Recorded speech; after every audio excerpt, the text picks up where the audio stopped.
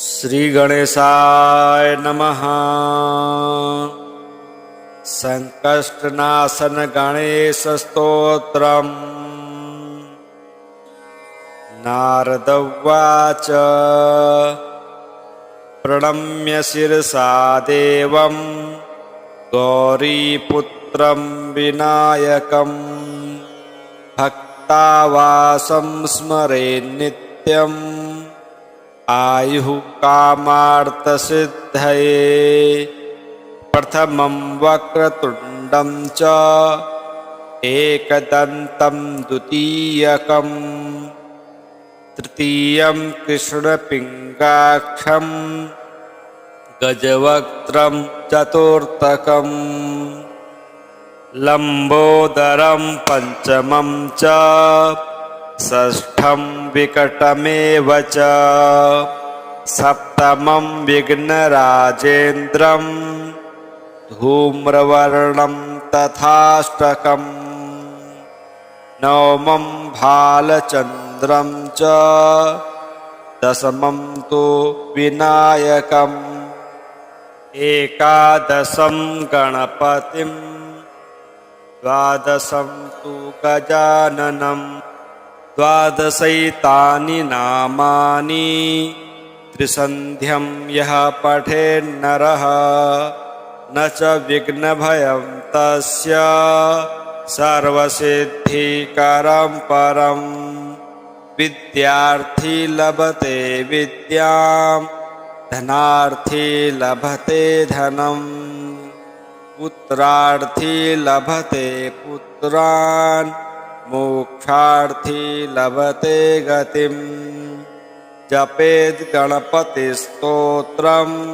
षड्भिर्मासैः फलं लभेत् संवत्सरेण सिद्धिं च लभते नात्र संशयः कष्टभ्यो ब्राह्मणेभ्यश्च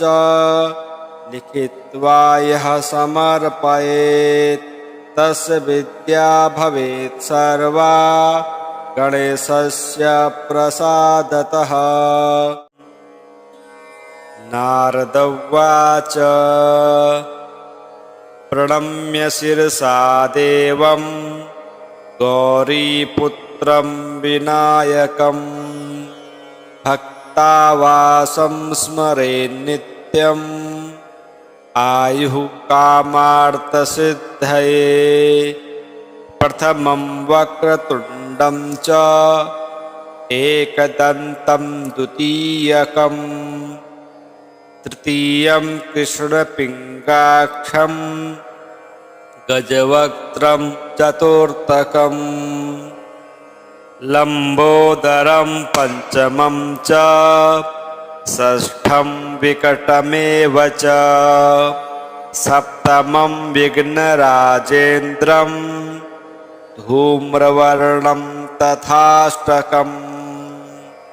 नवमं भालचन्द्रं च दशमं तु विनायकम् एकादशं गणपतिं द्वादशं तु गजाननम् द्वादशैतानि नामानि त्रिसन्ध्यं यः पठेन्नरः न च विघ्नभयं तस्य सर्वसिद्धिकरं परम् विद्यार्थी लभते विद्यां धनार्थी लभते धनम् पुत्रार्थी लभते पुत्रान् मोक्षार्थी लभते गतिम् जपेद् गणपतिस्तोत्रम् षड्भिर्मासैः फलं लभेत् संवत्सरेण सिद्धिं च लभते नात्र संशयः कष्टभ्यो ब्राह्मणेभ्यश्च लिखित्वा यः समर्पयेत् तस्य विद्या भवेत् सर्वा गणेशस्य प्रसादतः। नारद उवाच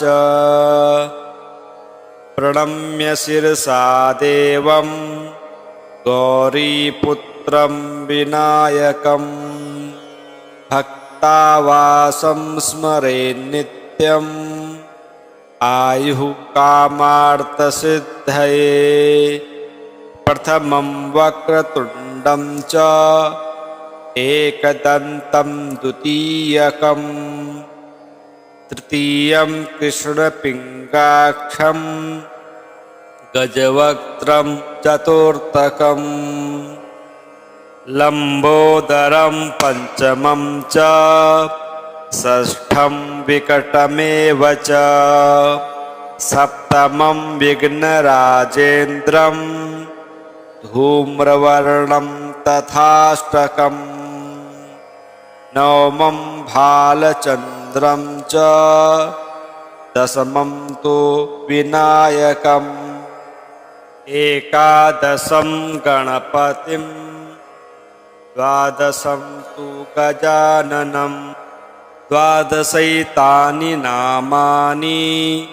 त्रिसन्ध्यं यः पठेन्नरः न च विघ्नभयं तस्य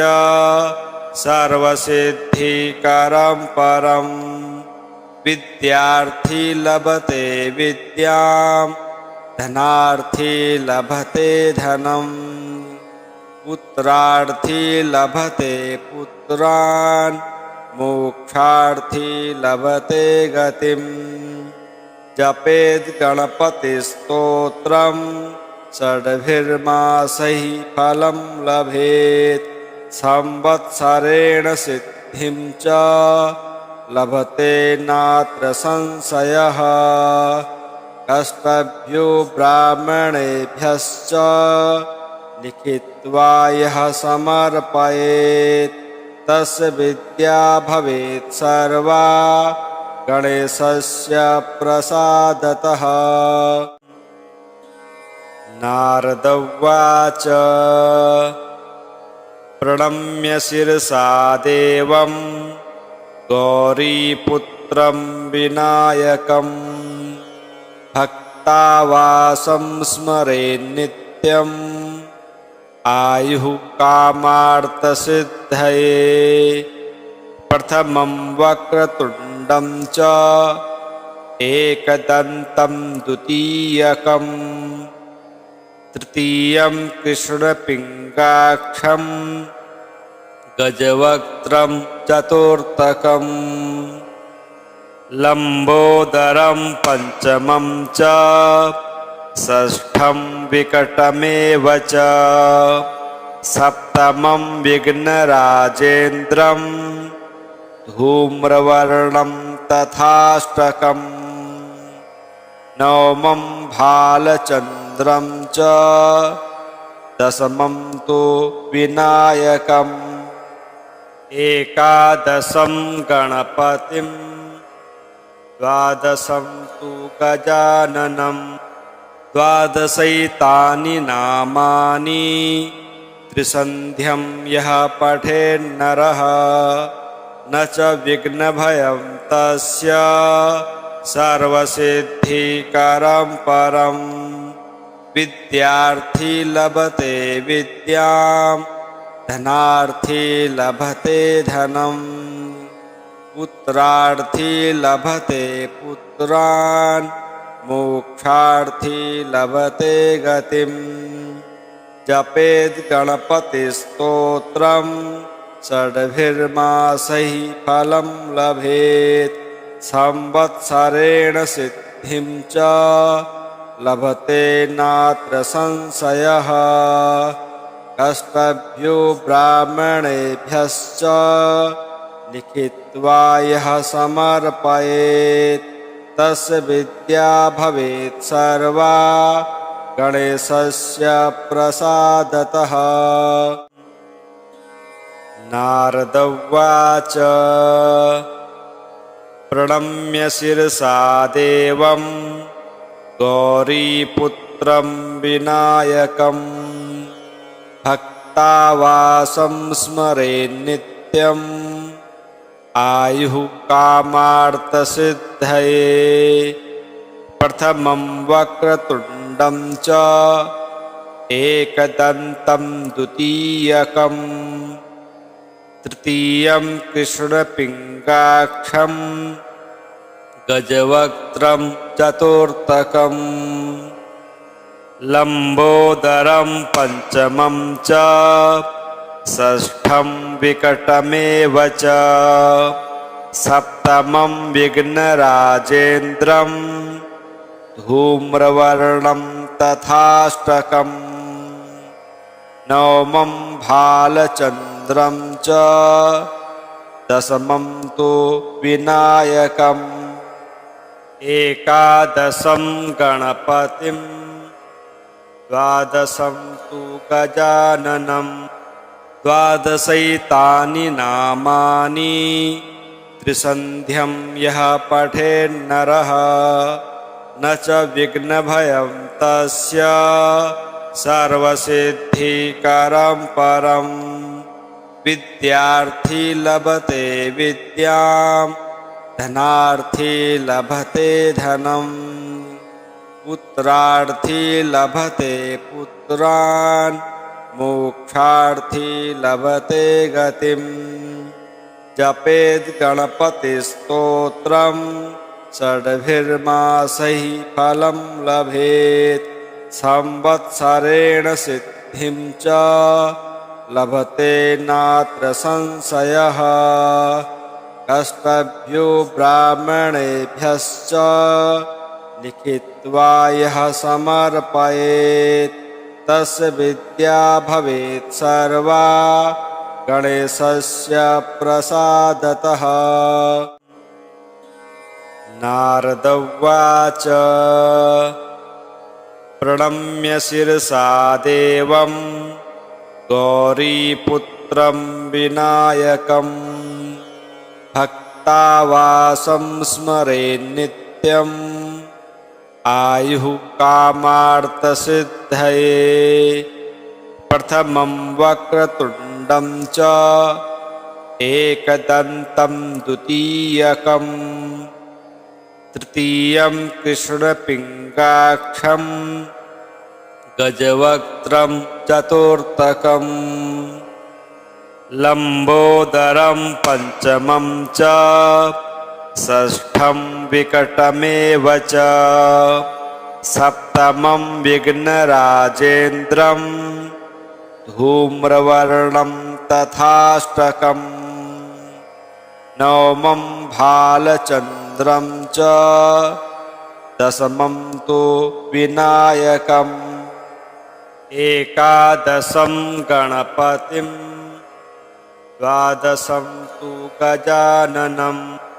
द्वादशैतानि नामानि त्रिसन्ध्यं यः पठेन्नरः न च विघ्नभयं तस्य सर्वसिद्धिकरं परं विद्यार्थी लभते विद्यां धनार्थी लभते धनम् पुत्रार्थी लभते पुत्रान् मोक्षार्थी लभते गतिम् जपेद् गणपतिस्तोत्रं षड्भिर्मासैः फलं लभेत् संवत्सरेण सिद्धिं च लभते नात्र संशयः कष्टभ्यो ब्राह्मणेभ्यश्च लिखित्वा यः समर्पयेत् तस्य विद्या भवेत् सर्वा गणेशस्य प्रसादतः।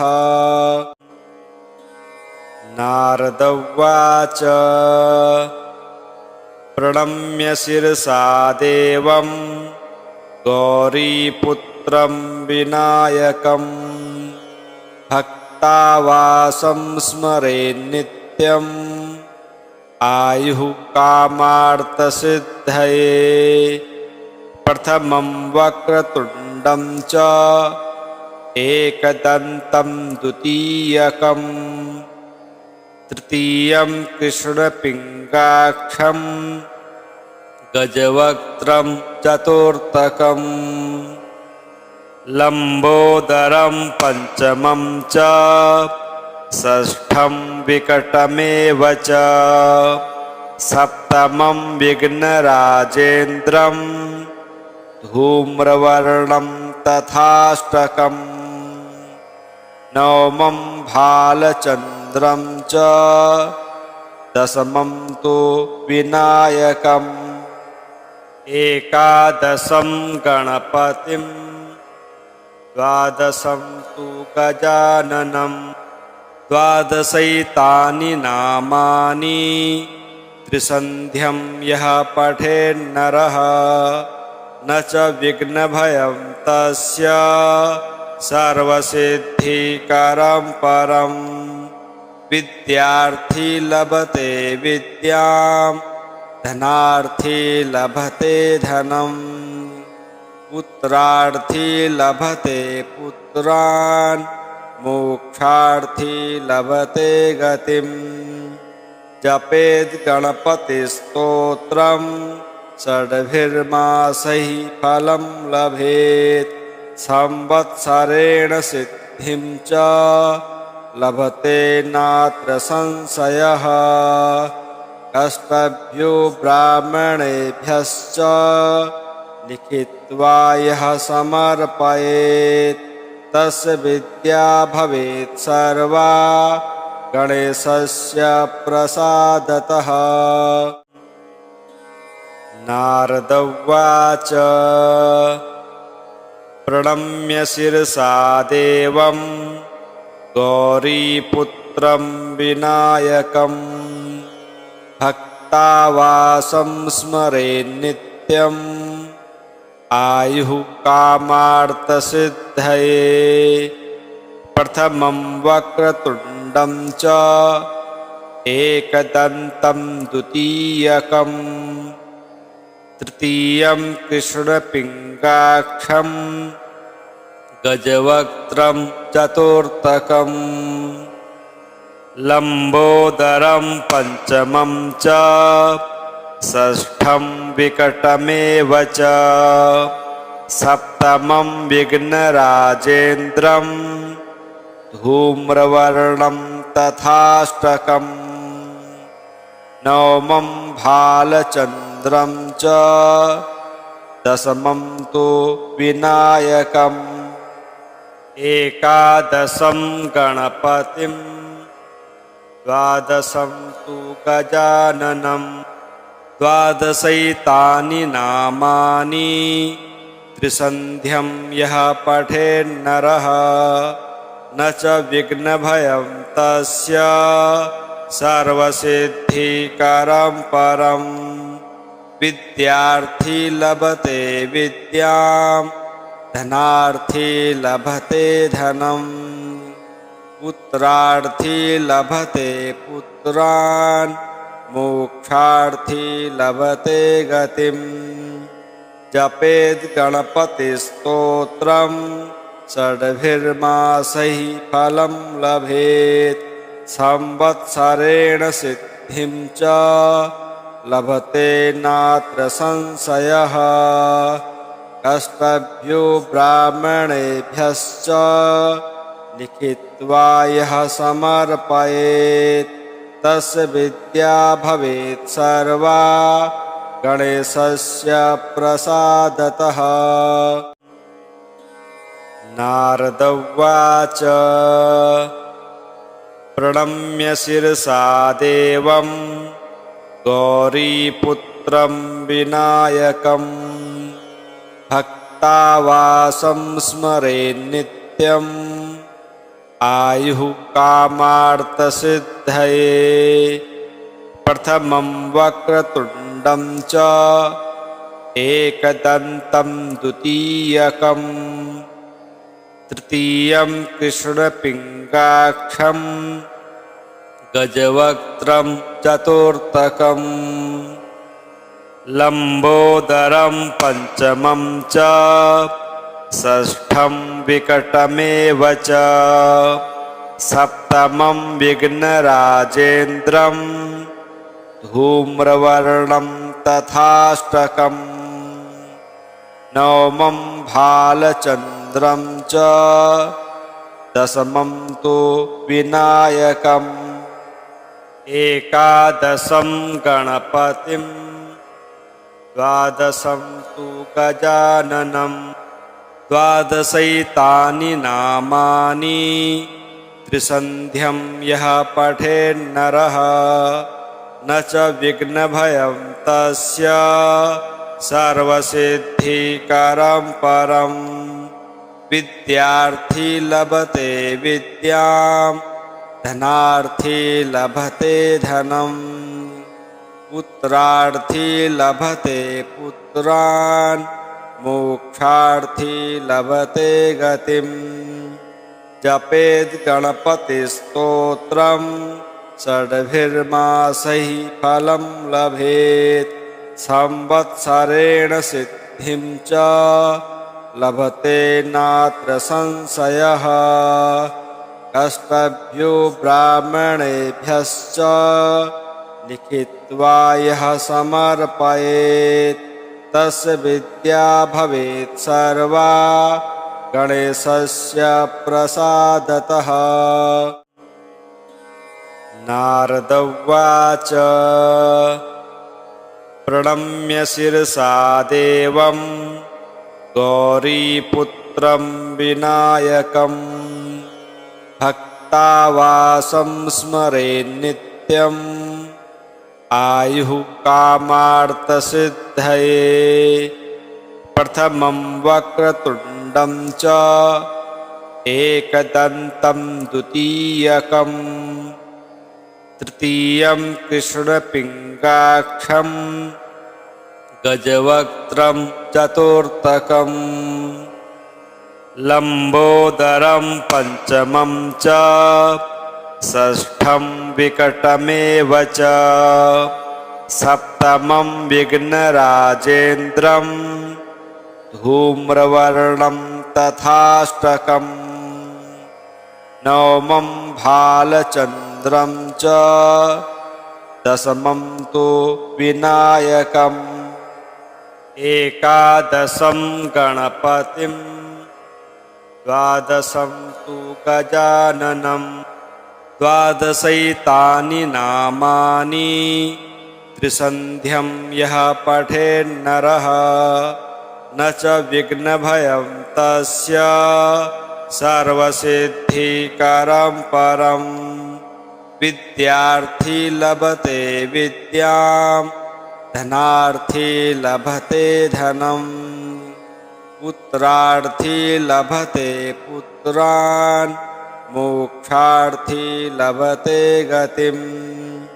जपेद् गणपतिस्तोत्रम् षड्भिर्मासैः फलं लभेत् संवत्सरेण सिद्धिं च लभते नात्र संशयः कष्टभ्यो ब्राह्मणेभ्यश्च लिखित्वा यः समर्पयेत् तस्य विद्या भवेत् सर्वा गणेशस्य प्रसादतः। नारद उवाच प्रणम्य शिरसा देवं गौरीपुत्रं विनायकं भक्तावासं स्मरेन्नित्यम् आयुः कामार्थसिद्धये प्रथमं वक्रतुण्डं च एकदन्तं द्वितीयकं तृतीयं कृष्णपिङ्गाक्षं गजवक्त्रं चतुर्थकं लम्बोदरं पञ्चमं च षष्ठं विकटमेव च सप्तमं विघ्नराजेन्द्रं धूम्रवर्णं तथाष्टकम् नवमं भालचन्द्रं च दशमं तु विनायकम् एकादशं गणपतिं द्वादशं तु गजाननं द्वादशैतानि नामानि त्रिसन्ध्यं यः पठेन्नरः न च विघ्नभयं तस्य सर्वसिद्धिकरं परं विद्यार्थी लभते विद्यां धनार्थी लभते धनम् पुत्रार्थी लभते पुत्रान् मोक्षार्थी लभते गतिम् जपेद् गणपतिस्तोत्रम् षड्भिर्मासैः फलं लभेत् संवत्सरेण सिद्धिं च लभते नात्र संशयः कष्टभ्यो ब्राह्मणेभ्यश्च लिखित्वा यः समर्पयेत् तस्य विद्या भवेत् सर्वा गणेशस्य प्रसादतः।